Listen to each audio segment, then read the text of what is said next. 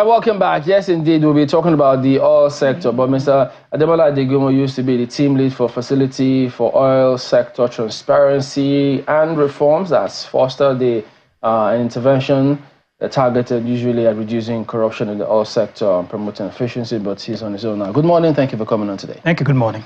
Well, looking at this sector, I know you heard all kinds of adjectives to describe the operations and how it goes, how many think that they just want to be in a cocoon all by themselves, doing whatever they can when they think they can.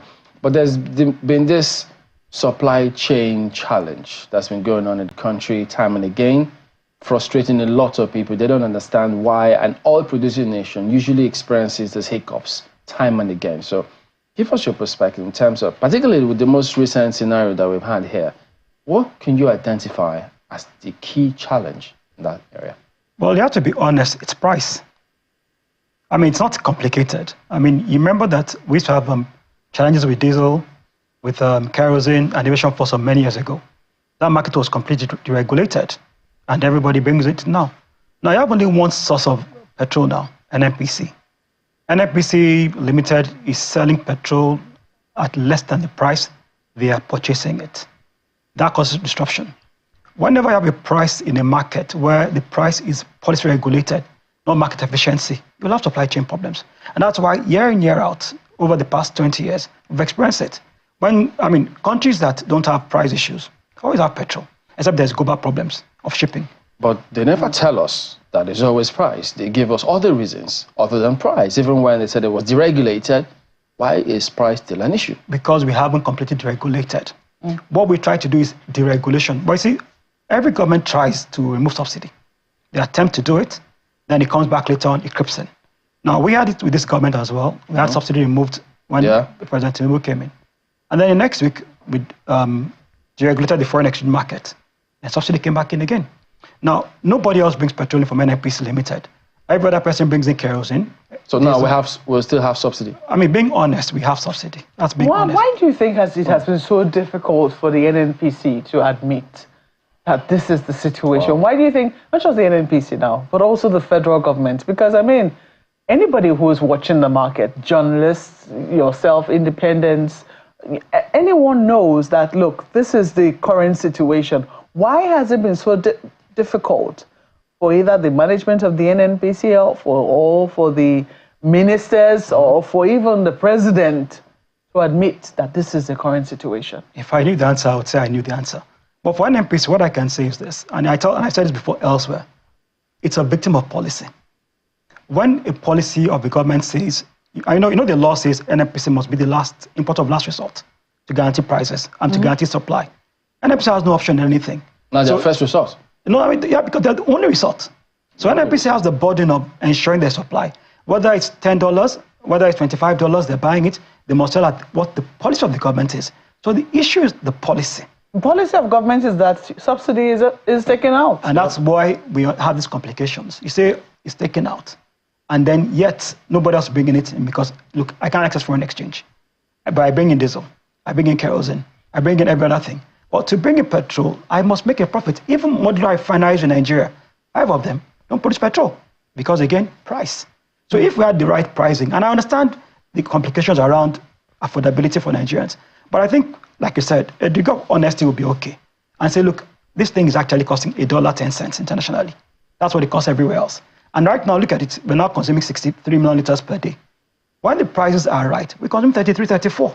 But when the prices are wrong, we bring enough for Nigeria and enough for the other countries around us because they're going to buy from us. So what we buy, what we bring into Nigeria goes to the neighbors as well. So we put 35 million in Nigeria, which is what we consume averagely. Then the remaining 30 is subsidized in other countries. So it's your neighbors, it's 15, 17, 18. You're selling at 650, 610, 690. Well, it doesn't take you to be a genius to understand yours will go to where prices are higher. And that's the biggest challenge. The ones that smuggle to the neighbors. There'll be smuggling, which is the key thing. It's a natural phenomenon. So what are you suggesting? If they were to fully deregulate, what would we have? What scenario would we have? The problem, I mean, if we had a full regulation, everybody would bring in, there'll be many suppliers. Even Dangote will have produced petrol first before producing other things. You know, he's still saying it's July, today is August, because again, he can't find the right pricing if he produces. No, and he said about the right pricing. He's complaining about not getting crude. I've heard that so many times. And I've always asked people, is it our job to provide crude for Dangote Refinery that's owned by Dangote? If you were a land developer now, and you want to build some land development, would it be my job to provide you land? The first thing any businessman does is supply chain security. It's not Nigeria's job to provide him crude. I mean, I've seen sentiment around it. Okay, yeah, it's located in Nigeria, express free zone, but he went to a business. A businessman must guarantee supply chain before he goes into the business. Yeah, but we thought that was taken for granted, in the sense that, one, even the NNPC, thought that this was will I say, a matter of security, a matter of national security. So they wanted to own stakes. It only came out yesterday that, as opposed to the 20% we thought the NNPC owned in it, NNPC now owns just about 7.5% stakes in Dangote because they could not pay the rest of the rest of their stakes when it was due. But we thought that was a matter of, it could have cited it in Ghana, it could have cited it anywhere else, Togo, Benin Republic, but in Nigeria, perhaps because it's a crude oil producing nation. Maybe, possibly, but again, remember that it's not even technically in Nigeria. It's in an export-free zone. Even Nigeria buying products from him will pay in dollars. It was to guard his own property and his own profitability that put in a free zone. And there were agreements reached by the government allowing him some waivers in that area. So technically, it could have been in Ghana for the way the market operates. It could have been in Togo. Now, correctly as you said, there must be expectations. But look, we're producing only 1.3 million barrels per day. Everybody has commitments of the oil. We have government commitments. We have governments, and government doesn't own all the crude we produce. Remember, the IOCs will take their own share of the crude oils as well, and they are not compelled to sell to Dangote. They can't. It's a free market thing. The PI says free market, free sale, free purchase. I can't be compelled to sell to you or to anybody. They must have the agreements they've had before Dangote came on stream. There are a lot of refineries around the world. They secure supply chain agreements. So I'll sell to the person who gives me the best deal. Now, NNPC might decide to give all its crude to Dangote at the right price. But NNPC's crude is even impaired by many reasons. The same NNPC has had to use 90,000 barrels per day to secure a loan for Nigeria, which was compelled to by government. The same NNPC has to guarantee the supply of petrol, which has to use its crude to sell. Same NNPC is owed money by the government, over 2.2 trillion naira, as claimed by NNPC. Who owns NNPC? Who owns NNPC? Mopi and Mofi. So under the law now, NNPC is under KAMA. It's now a corporation limited by guarantee. That's what it's done. 50% of it is in Ministry of Finance Incorporated, 50% in Ministry of Petroleum Incorporated. That puts a significant burden on the corporation. I'm not speaking for it. I'm just saying this is the situation it faces. So when you run a corporation where now, if I make money, all the crude sales I make, I have to give to the central bank. If I do anything, government is. So the government itself has not made itself clear on what NNPC should be. Wait. Yeah. Is that happening now? Is NNPC getting all the petrodollar they make to the CBN? Crude sales now, when the parent about 4 months ago directed that all sales of crude should go to the Central Bank of Nigeria. Now, technically in law, that is a violation of what a KAMA is, because the law says NNPC is custodian of Nigerian assets in some areas. Now, if I sell my crude and I have to give it to CBN directly, then I'll have to go to CBN and ask for costs back to me, which might be better for Nigeria. But operationally, it's difficult for NNPC to operate. So you find out that right now, they have to have ways to meet their financial obligations. So you say, in one hand, you free me by the law. In the other hand, you chain me by the law. If we had the PIE well implemented, maybe we would have been getting there slowly. But the PIE is implemented haphazardly. Nobody in government has really let go of NNPC, none of them, not one person. What, they still use it as cash cow? Well, because it's strategically important, there's a lot of fear, and it's a political leverage tool for governments, which is a reality. I'm just wondering, what do you see as the way forward? Because right now we're in a conundrum. The price of petrol is high, because we thought it was being deregulated. We're in a situation whereby government is finding it very difficult to really let go because of what we've seen that the price can do to everyday goods, food, and on all manner of things, transport. Even as we speak, wages are yet to go up. We've not seen that, So right now, it does seem that we are all in a bind. What do you see as the way forward? Well, I think we need to find alternative to petrol. That's the simplest way forward. Because the truth of the matter is what you said. Now, if we did market cost reflection of petrol, probably petrol would be 1,000 to 1,000. It's 1,000 plus outside Abuja. In Kano, it's over 1,000 already. I'm Maiduguri. But maybe in Abuja and Lagos, it's 690, 670. And like you said, impacting everybody negatively, inflation and co. But then again, you have to be realistic. If you continue this, you get to 8.4 trillion end of the year as deficit on subsidy, which governments are admitting. But it's a reality. And it's a complicated structure in a country that's already broke. We already have economic challenges. The country doesn't have money. Our reserves is just 35 now, after a lot of time. The foreign exchange market, I mean, I watched the report before I came in. It needs stability. And your major source of earning is crude sales. We don't have an export, we're not an export-driven country, we're a crude exporting country. So maybe the thing is, let's think about the CNG alternative we're doing. Maybe if more people would go to CNG. How sustainable is that going to be? Well, it can be. It can be. We have gas. We're the eighth producer of gas in the world. Now, I bet it's free consumption. Associated gas. Yeah, I mean, no, even non-associated gas. We have a lot of gas. And we have the facility to do that. It's a lot of investment we don't have. Yeah, so that hasn't happened yet. Yeah, so that's a challenge. So that's why, again, when I watched some people saying, oh, repeal the PI, I'm thinking, what are you talking about? 21 years to get the PI to this level, and you repeal it? Well, amend it if there is to amend it. But get that PI working. Bring investments in. Give it stability. People want to invest. Why do we need to export our crude?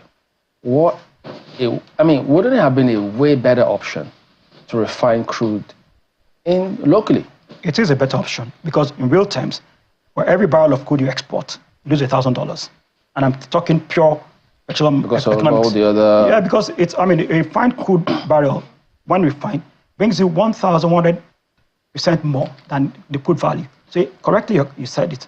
Well, the challenges are for local refineries, a built-in capacity of 445,000 barrels locally. So even if we put all the crude in local refineries, taking out Dangote, we still have excesses to take on. So we encourage more refineries, encourage people to build more. And then now... Sorry, are you saying as we presently are right now, yeah, even if we refine all that crude that we get here in this country, or do we have that capacity at the moment? We can't. No, we can't. We don't have capacity. We can only absorb, as of now, based on the projections, about 45% of what we produce, based on the capacity of local refining. Now, with Dangote, we get to about 1 million barrels locally, if all the refineries were working at full capacity. That doesn't usually happen. So we probably have a spare of 300,000 barrels to think. But remember again that we have government agreements with countries. And again, we are part of a play on the international market. So again, it's a complicated thing. What agreement do we have with them? To give them our crude to keep refining? It's not for free. They pay money for it. But remember again that it's this crude sales that is bringing your foreign exchange. Now, you refine locally, you have to now sell the products to get foreign exchange. So your biggest foreign exchange earner now is crude sales, 90%. No crude sales, you keep on borrowing.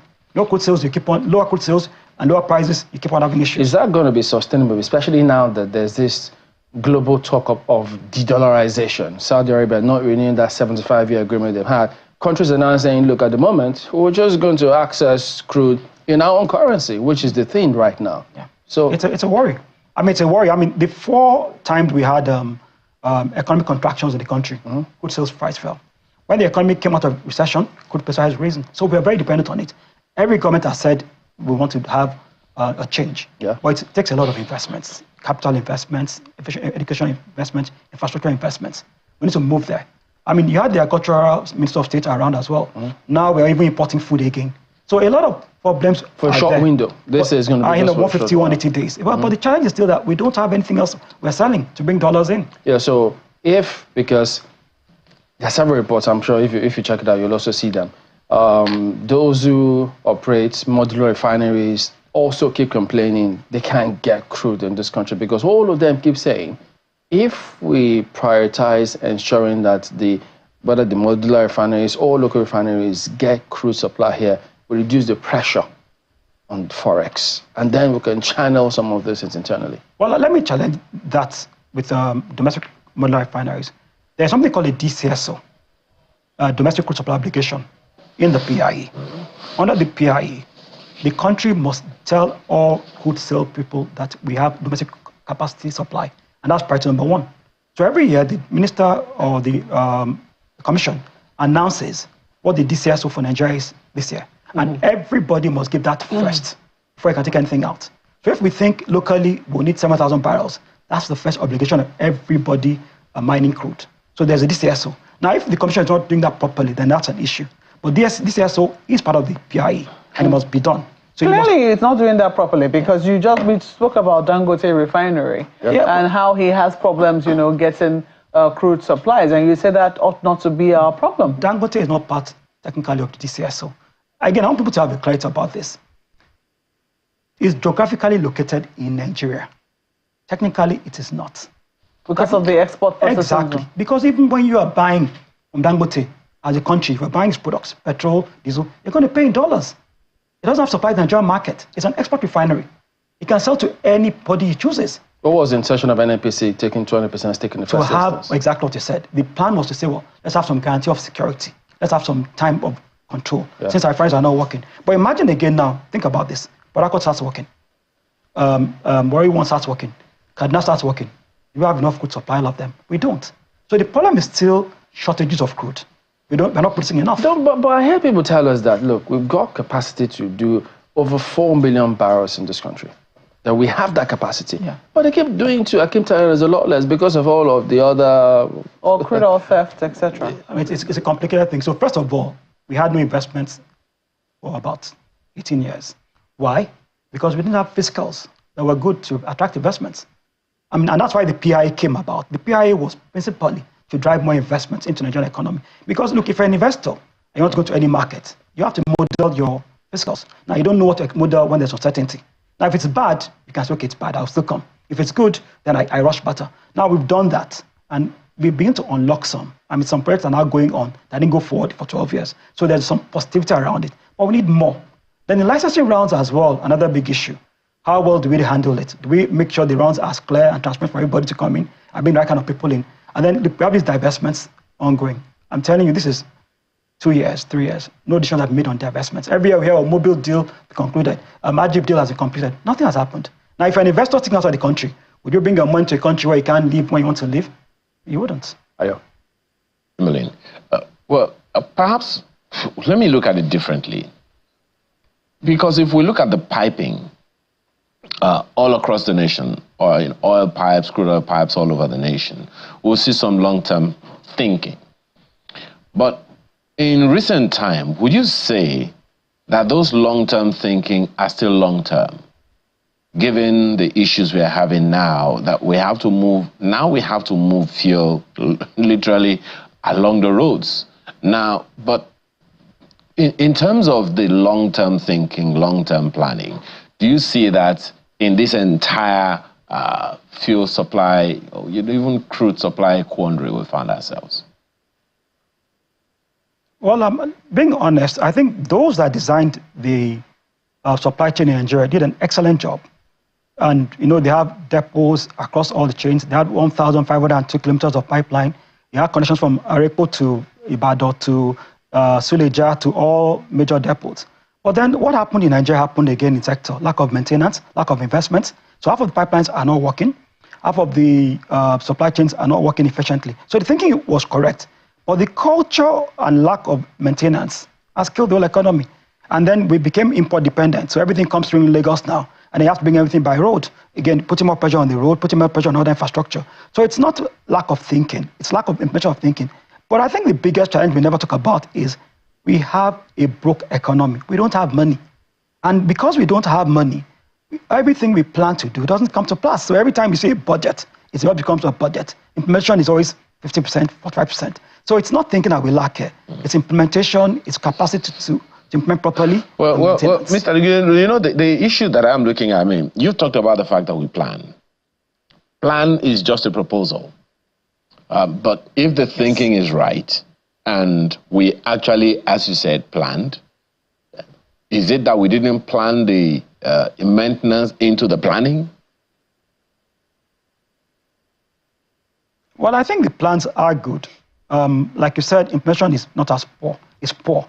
And then again, there's lack of continuity. Let me give an example of what I really think about. When the PIA was signed, it wasn't the perfect law. It had some gaps. But what I expected was faithful implementation of the law. That hasn't happened. So it's not that the PIA is deficient, but the implementers have not done as good as they ought to do. And that gives a problem.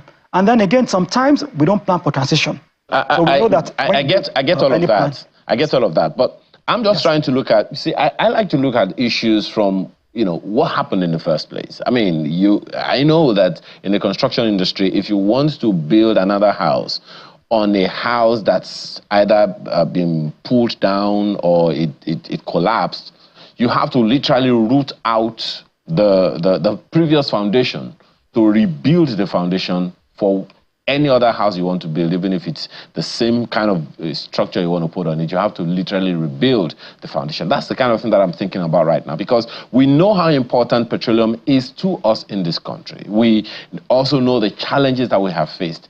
We hear that the countries are all already talking about alternative fuels and all of that, which you have also talked about. But for now, this is what we have. So in terms of the long-term thinking, what are the things that need to be done to get back there? I mean, you talked about the fact that even now, I mean, it would seem like a private investor in Nigeria is being frustrated by Nigeria for whatever reason, including the technicalities that you have mentioned. So in terms of long-term thinking, long-term planning, including all the perks, such as maintenance that need to be put in place, what are we lacking?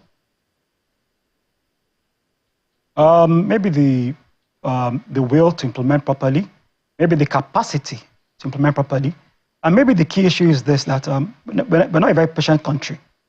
Nigerians are not very patient about any key reforms, and again, I understand why. Because reforms they've seen doesn't lead to nowhere, and therefore there's a kind of people are tired of when you say, oh, there's a reform growing, because every government has said, oh, we're doing a reform that will lead to more better life for you. Then it doesn't happen. So we've lost that patience for it. But again, that's the only way out of it. Longer term thinking, then planning for transition. Like you said now, I mean, if I were Dangote and I brought in $20 billion of investment in Nigeria, and I can't get my crude and everything. Of course, already doing alternatives, buying from Brazil, buying from America, and other things. But then these are the kind of things that you have to plan against when you come to any country as well. So maybe what's lacking is the political will, lack of continuity, lack of financial stability in the system. I mean, if imagine you started an investment at $100 to $1, then it's now $1,000 to $1. Then, of course, that kills all your planning as well. So, again, it's a lot of macro policy, implementation, design, and the political will to get things right. And then the patience of Nigerians, and then the apathy to reforms as well. It goes back to the question that I asked about planning. I believe that a plan, I mean, is not just one-off. Now, when we talk about long-term planning, you are spot on. I mean, the pipelines were laid out for the long-term thinking, for the long haul, and all of that. But along the line, as you said, we dropped the ball in a good number of ways. Now, if we are going to think another 50 years from now, of course, we understand that by 2030, some nations already, even as at now, pronounce that they want clean energy all the way. But Nigeria is not there yet, and I don't know if Africa will get there by 2030. And already, Nigeria is part of the countries that are talking about clean energy and everything like that. So if we are looking long-term, 50 years from now, what are the gaps that need to be bridged so that Nigerians don't continue to get the wrong end of the stick all of the time? We are an impatient nation, and don't blame, just as you said, I mean, for so long, people have, no promises have really satisfied them. So 50 years from now, I mean, let's imagine that the heroes past planned well ahead of time. 50 years from now, what are the gaps that we need to fill? So we are not talking about this thing another 10, 15, 20 years from now. A lot of things. I mean, like, again, we are now already in a transition phase worldwide, globally now. And like you said, now the future is without oil. The future is without crude. One of the things I wanted Nigeria to do a long time ago was to stop using Nigeria's oil to fund recurrent expenditure. I thought that when you have a depleting asset like oil, which takes a long time to renew, I use that to build the future. But because of the paucity of funds, we use the oil to fund only today and eat today and tomorrow in one breath. So there's no money for tomorrow. Now, the thinking should be thinking, what happens when crude supply is not, when crude is not something very valuable again? When I joined in this industry, there were only 5 countries in Africa with crude. Now there are 19. Everybody has crude now. And everybody has crude in a time when the world is moving from crude into other things. So there's thinking of saying, okay, cleaner energy, like you said, thinking about EV vehicles, electric vehicles all over, taking away ICE engines away, thinking about how do you plan an economy where there's a diversity of access to energy. So it's already happening, not as in the scale it should happen. A lot of people now have, in our houses, we now have solar panels. We're relying less on the national grid because it's unreliable to some extent and because it's expensive. But then the government has to find ways of saving money from what they're doing. I mean, our NSIA, our Sovereign Wealth Fund, is less than $2 billion. SS Code account is maybe less than $2 million. You can't build an economy without funding. So the first thing is that you have to save money to build the future. And when you travel around and you go to global economies that are prepared, you find out that they've taken the money from their crude and put in the future. They've invested in future cities, and they're doing scenarios and simulations of what will be a world without fossil fuels. We don't have that yet. And again, it's all that part of, because today is so bad, we must survive today.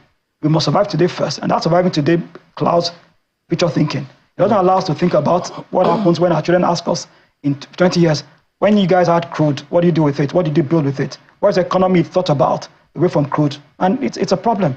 But the problem is, again, today is a big problem for us again. But there's still several low-hanging fruit. There's several things that we can do, to at least as a springboard to get us to a very good advantage. I mean, transparency in the sector. I can see US daily rig count, but I can't see that of Nigeria. I mean, we have gas. You spoke about that too. If we do gas demand analysis and then you can match it with supply, you can leverage on that. There's several areas, but we could go on, but unfortunately, we'll anchor at this point, but I'm sure that we'll have perhaps a broader conversation in terms of this particular sector and see what we can do to get a lot more mileage. Ademola Adigun, thank you for your time today. Thank you very much. Some messages coming through from you out there. This first one is from Law Alpha. He said it's a welcome development that federal government has lifted ban on importation of food items by removing tariff from their clearance from the ports. This singular measure will be of great help in addressing food shortage. I think it's just for short term. Yes, for short term, 150 to 180 days. Well, someone wanted us to ask the minister if the ICLS is for northern states alone.